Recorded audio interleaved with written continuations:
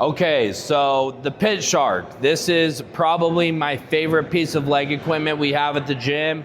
We're fortunate enough to have the actual Pitshark brand. So a couple things to highlight. When you're setting this up, dependent on how deep you want it to go, you'll hook it on one of these holes. The further out, the further down it goes. If it's here, you're not going to have as much of a stretch. So if you're taller and you don't want that kind of range of motion, you'll just adjust accordingly. For weights, you're just going to adjust the weights on either side.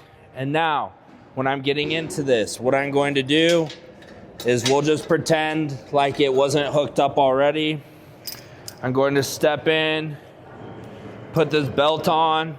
I'll wrap this belt around me, put my legs through, make sure it's sitting up above my hips.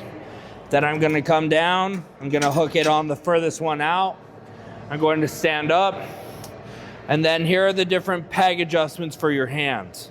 So the cool thing about this is these come out. So again, if you're a little taller, you can put it up here. If you're a little shorter, you can put it down here. So for today, we're just gonna put it in the middle one. And then how we unrack it, what you're gonna do is you're gonna grab this handle, you're gonna push it forward to unrack it.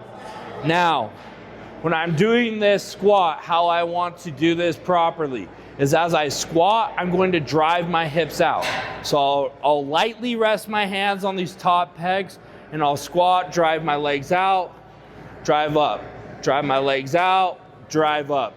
And that is how you use this. To re-rack it, you're just going to grab this bar again, pull it back in, put it down. If you want to, you can just pull the belt off of your legs.